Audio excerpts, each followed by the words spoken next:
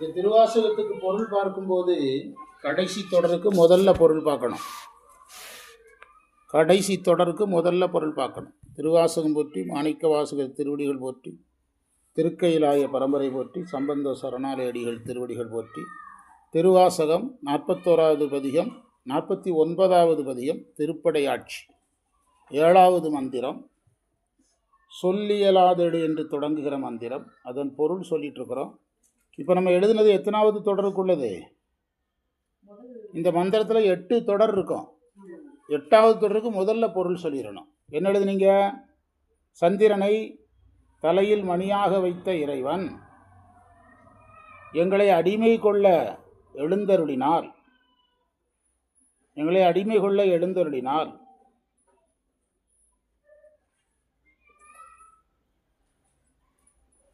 அடிமை கொள்ள எழுந்தருளினால் அதுக்குரிய இது எழுதுறதெல்லாம் நம்பர் போட்டு எழுதணும். 1, அதுக்குரிய 1வது தொடர், 2வது தொடர், 7 நம்பர் போட்டு எழுதணும். சிவார்ப்பணம். குருவே போற்றி. எழுந்தருளினார் 1வது தொடருக்கான பொருள். சொல்லோசை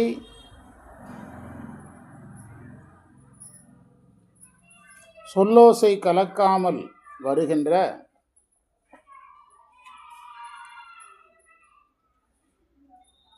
மணியின் ஒலி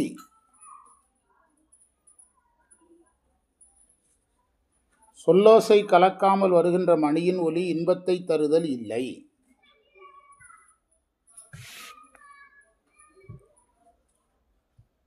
இந்து சிகாமணி எங்களை ஆள எழுந்தருளப் பெரிலேங்கிறது தான் 8வது தொடருக்கான பொருள். எழுதியிருக்கீங்களா? இப்போ எந்த தொடருக்கு பொருள் எழுதுனீங்க? சொல்லியலாதெழு தூமணி ஓசை சுவை தரும் ஆகாதே, அதுக்கு பொருள் எழுதியாச்சு. என்ன எழுதுனீங்க? சொல்லோசை கலக்காமல் வருகின்ற பரிசுத்தமான மணி ஒளி இனி இன்பத்தை தருதல் இல்லை. 2வது தொடர் படிக்க துண்ணன என்னுள மன்னிய சோதி தொடர்ந்தெழுமாகாதே, அதற்கான பொருள். திடீர் என்று என் உள்ளத்தில் பொருந்திய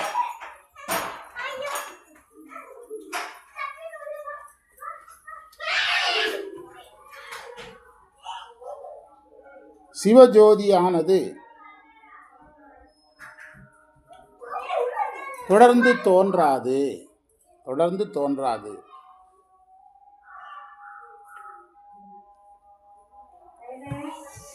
3வது தொடர் என்னது? பல்லியல் வாய பரப்பர வந்த, அதற்கான பொருள் எழுதணும். எத்தனாவது தொடர்? பல தன்மைகளை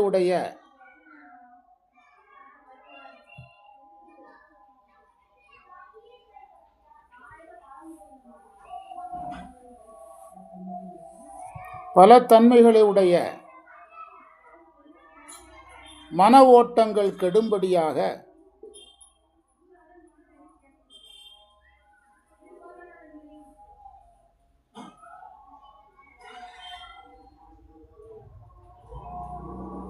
அதற்கு மேலான பொருள் தோன்றாது.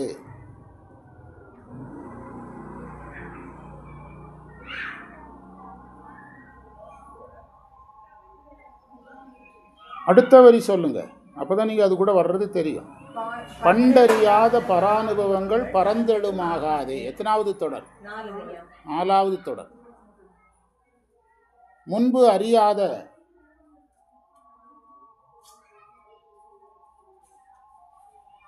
புதிய அனுபவங்கள் இனி நிகழாது.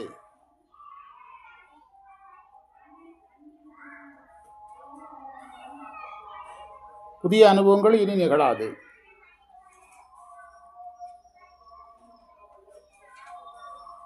5வது தொடர். வில்லியல் நன்முதல் ஆர்மயல் இன்று விளைந்திடுமாகாதே, அதானே? வில் போன்ற நெற்றியுடைய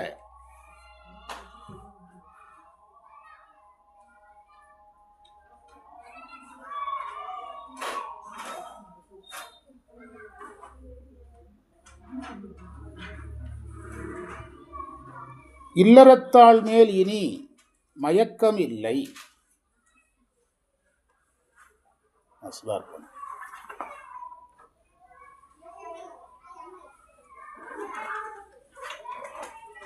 அடுத்த தொடர் சொல்லுங்க. விண்ணவரும் அறியாத விழுப்பொருள் இப்பொருள் ஆகாதே. அதானே எத்தனாவது தொடர்? வானவர்களும் அறியாத பரம்பொருள்.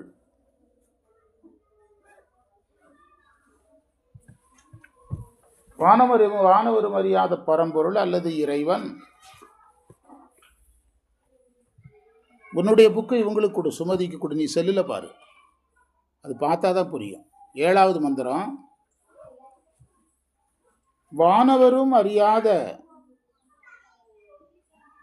விண்ணவரும் அறியாத விழுப்பொருள் இப்பொருள் ஆகாதே. அதானே வானவரும் அறியாத உயர்ந்த பரம்பொருள்,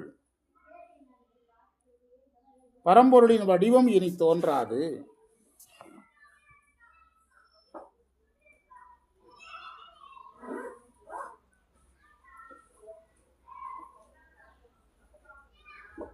எல்லை இல்லாதன எண்குணமானவை உய்திடுமாகாதே. அளவில்லாத இறைவனுடைய எண்குணங்களை அடைதலும் இல்லை.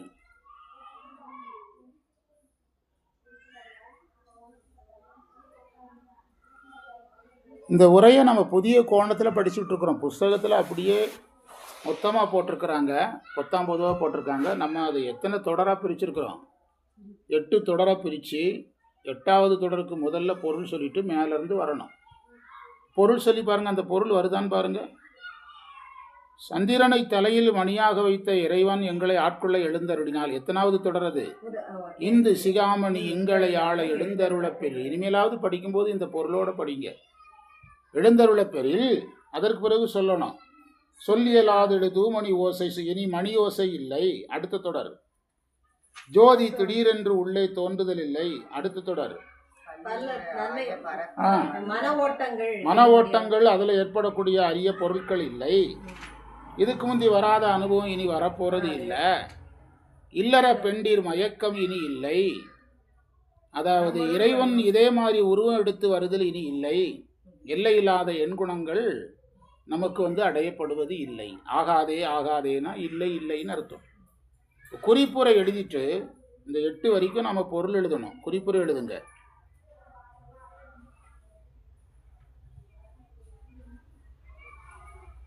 சொற்கள் கலக்காது ஒலிக்கின்ற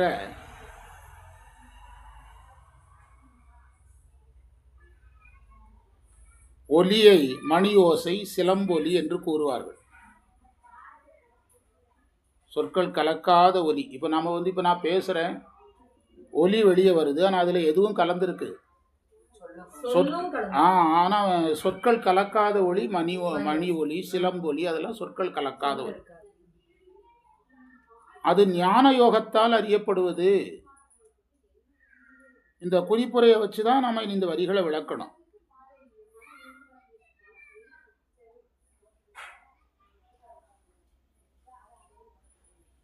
ஜோதி என்பது ஞானம் தொடங்கும் போது தெரிவது.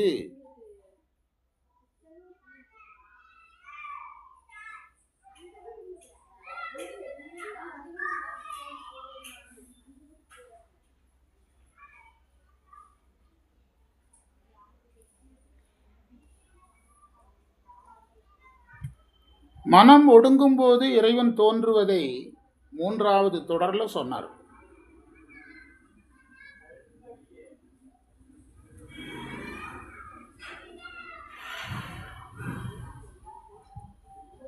நான்காவது தொடர்ல பரானுபவன் ஒரு வார்த்தை இருக்குதா? அது பதமுத்தியை குறிப்பது, இல்ல அபரமுத்தியை குறிப்பது.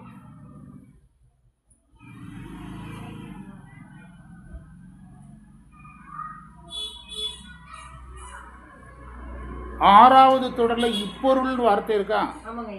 அது குரு வடிவத்தை குறித்தது.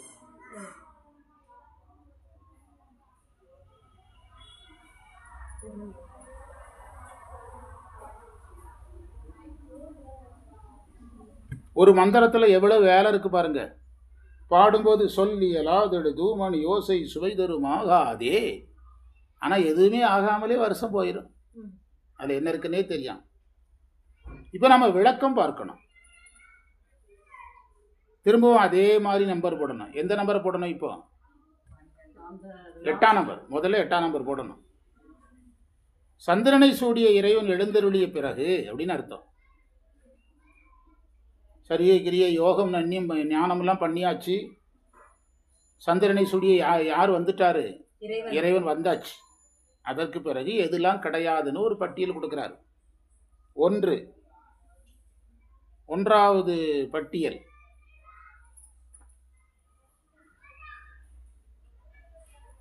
யோகிகள் கேட்கின்ற ஒலி இனி கிடையாது.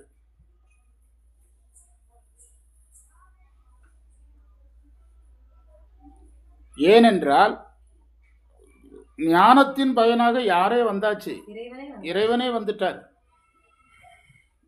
ஞானத்தின் பயனாக இறைவனே வந்துட்டார். பிறகு அதுக்கு முன்னால் இருக்கிற படியில் வர்ற அனுபவங்கள் கிடையாதுங்கிறது தான் சொல்கிறார். 10ஆம் வகுப்புக்கு வந்த ஒரு பையனுக்கு 9ஆம் வகுப்பு சிலபஸுக்கு சம்மந்தம் உண்டா? அதைத்தான் சொல்கிறார். அதாவது இனிமேல் எனக்கு மணி சத்தங்கள் எல்லாம் கேட்காதுங்கிறார். அடுத்தது 2வது தொடர். 2வது தொடர் என்னது? துன்னன என்னுடம் அந்நிய சோதி தொடர்ந்தெழுமாகாது. அதற்கு விளக்கம்,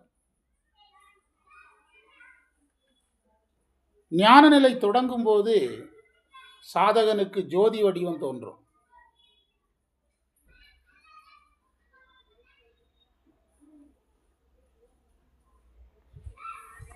இப்போ இறைவன் காட்சி கொடுத்தது ஞான நிலைன்னு கொஞ்சம் வெக்கையா இருக்குது. கொஞ்சம் ஆஃப் பண்ணி வைப்போம்.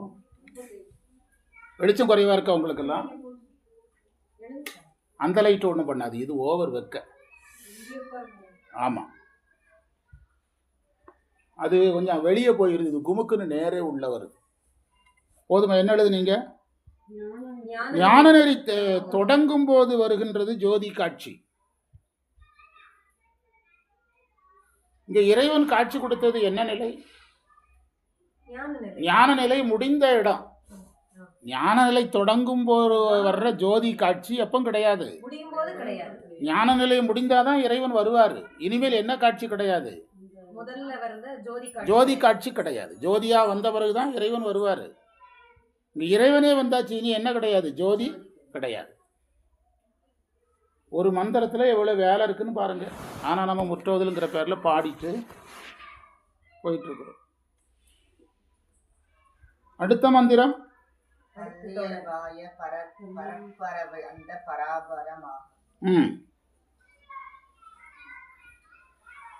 அதாவது அதற்கு அங்கே நம்ம உரை என்ன எழுதணும்னு பாருங்க.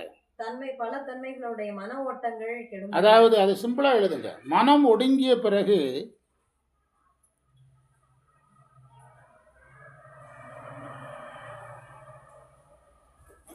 இறைவன் திருவடிவத்தை நமக்குள்ள காணலாம்.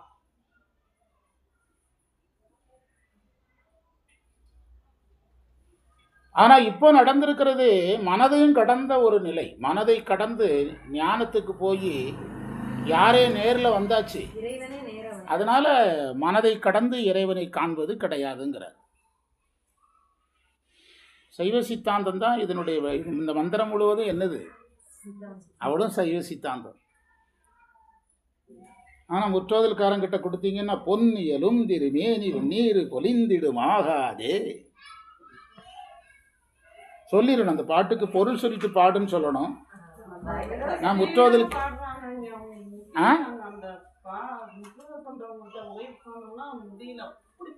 பாடுவான் சித்தாந்தம் தெரியாமலே.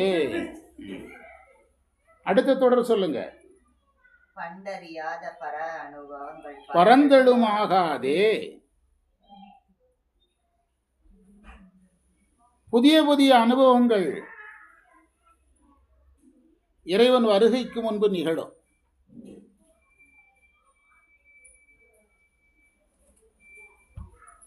இறைவன் வந்த பிறகு அந்த அனுபவங்கள்லாம் கிடையாது. இறைவன் வந்த பிறகு அந்த அனுபவங்கள்லாம் கிடையாது. இப்போ நம்ம ஊட்டியில் ஊட்டி ரயில்னு ஒன்று விட்டுருக்காங்க. எதை பார்க்கறதுக்காக? ஆமாம், அந்த ரயில் ஸ்டேஷனுக்கு போன பிறகு அந்த காட்சிகள்லாம் வருமா? ரயில் புறப்பட்ட இடத்துலேருந்து ஸ்டேஷனுக்கு போன பிறகு அந்த காட்சிகள்லாம் வருமா? அங்கே வருங்களாங்க. ரயில் எங்கே போய் சேர்ந்தாச்சு? அதைத்தான் அவர் சொல்கிறாரு. புதிய புதிய அனுபவங்கள் வந்துக்கிட்டே இருக்கும். சரியில் ஒரு அனுபவம் வரும், கிரியில் ஒரு அனுபவம் வரும், யோகத்தில் அனுபவம் வரும்.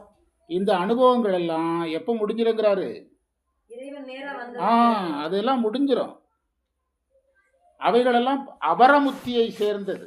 வேறு வேறு உலகத்தில் போய் அனுபவிக்கிற சுகங்கள் சாலோக, சாமீப, சாரூப, எது சாயுச்சியம் மட்டும் கிடையாது. சாயுச்சியம் அல்லாததெல்லாம் இனி கிடையாது. சாயுச்சியம் தான் கடைசி. சாலோகம், சாமீபம், சாரூபம், சாயுச்சியம் தான் மோட்சம். இப்போ எதற்கான வாய்ப்பே வந்தாச்சு. வந்தாச்சு. அப்போ அதற்கு முன் இருக்கக்கூடிய சாலோகம், சாமீபம், சாரூபம் கிடையாது. அதைத்தான் நான் 4வது தொடரில் சொல்கிறேன். அடுத்தது நன்னுலதார் மையல் என்று விளைந்திடும் ஆகாதே. இந்த சாதகன் இல்லறத்தில் இருக்கிறான்னு வச்சுக்கிடுங்க. இல்லறத்தில் இருக்கிற இவன் அவனுக்கு யாரே காட்சி கொடுத்துட்டா. அதற்கு பிறகு அவனுக்கு மனைவி மேல அன்பு இருக்கும், மயக்கம் இருக்காது. அழகா சொன்னார் மாணிக்கவாசகர். மையல் இல்லைன்னு தான் சொன்னார், அன்பு இல்லைன்னு சொல்லல. மனைவி மேல என்ன இருக்கலாம்? ஒரு சாதகனுக்கு மனைவி மேல அன்பு இருக்கலாம், மயக்கம் இருக்கக்கூடாது. அவன் எதன் மேலும் அவனுக்கு மயக்கம் இருக்கக்கூடாது. அப்போ யார் மேலேயும் மயக்கம் கிடையாது. ஆமாம், உங்களுக்கு பெரிய புராணத்தில் மனைவி மேல் மயக்கம் இருந்ததாக எந்த வரலாறும் கிடையாது. வரலாறே கிடையாது. இறைவனுக்கு பணி செஞ்சாங்க, அந்த வரலாறு தான் இருக்கு.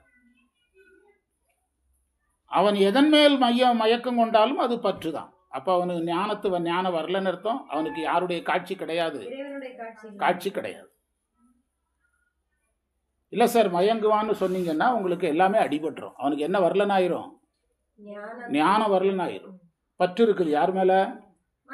மனைவி மேலே பற்று இருக்கிறதுனால தான் மயங்குறான். அப்போ அது அடிபட்டுரும். வாங்க சிவார்ப்பணம், குருவே பற்று. அடுத்தது விண்ணவரும் அறியாத. எத்தனாவது தொடர்? 6வது தொடர். தேவர்கள் அறியாத இறைவன் இனி குருவாக வருவதில்லை. இனி குருவாக வரமாட்டார். குரு வந்ததே இறைவனை காட்ட. யாரே வந்தாச்சு, அதனால இனி குரு கிடையாது. இனி குருவாக வருதல் இல்லை.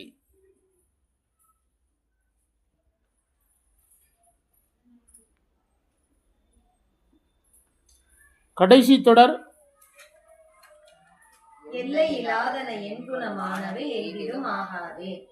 ஒரு சாதகனுக்கு ஞானம் கிடைத்த பிறகு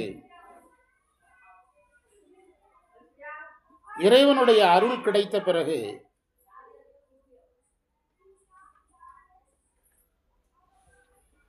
இறைவனுடைய 8 குணங்களும் அவன் மேல பதியும் என்பது சைவ சித்தாந்தம். இறைவனுடைய 8 குணங்களும் அந்த சாதகன் மேல பதியும்.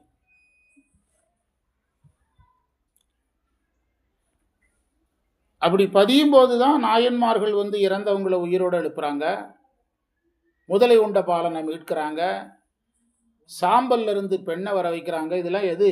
அவங்க மேல என்ன பதிஞ்சிருக்கும்? இறைவன் மேல பதிஞ்சிருக்கும். அந்த இறைவனுடைய எண்குணங்கள் பதிஞ்சிருக்கும்.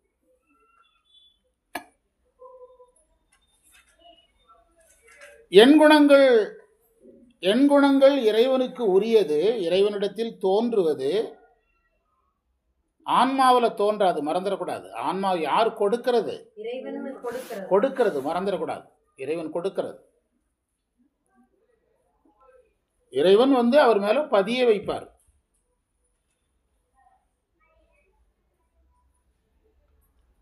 எண்குணங்கள் பதிந்ததுனாலேயே ஆன்மா யாராகி விட முடியாது? இறைவனாக முடியாது. இறைவன் எண்குணங்கள் பதிந்ததுனால ஆன்மா இறைவனாக முடியாது. சூரிய ஒளி கண்ணில் பட்டுட்டதுனால முடிங்க. சூரிய ஒளி கண்ணில் பட்டுட்டதுனால கண் சூரியன் ஆயிருமா? அதே தான் நிலைமை. சூரிய ஒளி கண்ணில் படுறதுனால கண் சூரியன் ஆக முடியாது. சைவ சித்தாந்தத்தில் கண் எதற்கு உதாரணம்? ஆன்மாவுக்கு உதாரணம். அதனால தான் சொல்றோம்.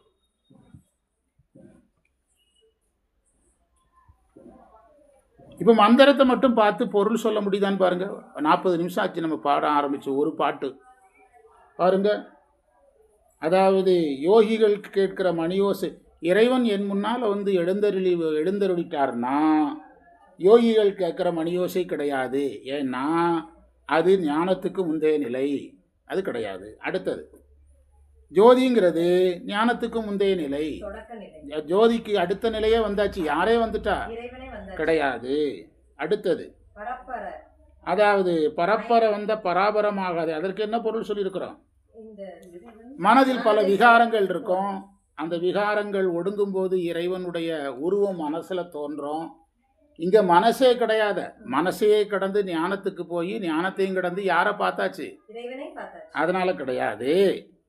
அதற்கு பிறகு நிறைய அனுபவங்கள் வரும். சாலோகத்தில் ஒரு முத்தி கிடைக்கும், சாமீபத்தில் சாரூபத்திலலாம் முத்தி கிடைக்கும். அந்த முத்தி அனுபவம் எதுவுமே இனி கிடையாது. ஏன்னா இனி எதுக்கு போக போகுது? ஆன்மா சாயுட்சியத்துக்கு போக போகுது. அடுத்தது இல்லறத்தில் இருந்து தான் இந்த சாதகன் இதை சாதிக்கிறான். அவனுக்கு மனைவி, மக்கள், குடும்பம் எல்லாம் இருக்குது. அவனை பொறுத்தளவில் மனைவிங்கிறது அவனை மாதிரியே ஒரு சாதகர் தான். மனைவியும் ஒரு சாதகர் தான். மனைவி கணவனில் மயங்குவதோ கணவன் மனைவியில் மயங்குவதோ அங்கே கிடையாது. அவங்கள பொறுத்தளவில் இல்லறம் என்பது சிவநெறியில் நிற்பது. அதனால் அங்கே அன்பு உண்டு, என்ன கிடையாது? மயக்கம் கிடையாது. மயக்கம் கிடையாது. அதற்கடுத்தது தேவர்களும் அறியாத இறைவன் குருவா வந்தார். யாரை காட்ட? இறைவனே வந்துட்டார். இனி யார் வேண்டியதில்லை. அந்த இறைவனே தான் குருவா வந்தார். அந்த குருவே யாராயிட்டார்? இறைவன் ஆயிட்டார். அதனால இனி வந்து குருவின் வருகை கிடையாது. ஏன்னா குரு வந்து இவனுக்கு வேலை செய்ய வேண்டிய அவசியம் இல்லை. ஏன்னா குருவுக்கு வேலை இறைவனை காட்டுறது. அந்த இறைவனே குருவாவை வந்து இறைவனை காட்டியாச்சு. இனி குருவா வரமாட்டார். அடுத்தது எண் குணங்கள் ஆன்மா மேலே பதியும். அந்த பதிஞ்சதுனால ஆன்மா இறைவன் ஆயிராது. 8 குணங்களில் மிக முக்கியமான குணம் பேரின்பம். அந்த பேரின்பத்தை அனுபவிக்கிறதுக்கு பேர் தான் எண் குணம் பதிதல். 8 குணங்கள் ஆன்மா மேலே பதிஞ்சிட்டதுனால ஆன்மா எதாவாகாது? இறைவன் ஆகாது. சூரிய ஒளி கண்ணில் கலந்துட்டதுனால கண்ணு எதாக முடியாது? சூரியன் ஆக முடியாது. சூரியன் செய்கிற வேலையை கண்ணு செய்ய முடியாது. இப்படி எல்லா மந்திரத்தையும் பதிவு செஞ்சிருக்கிறோம் இந்த பதியத்துக்காக.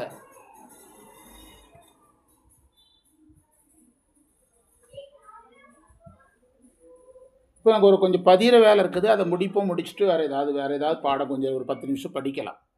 இது எவ்வளோ பதிவாகிருக்குன்னு பாருங்கள். காற்று இல்லாதனால உட்கார முடியல.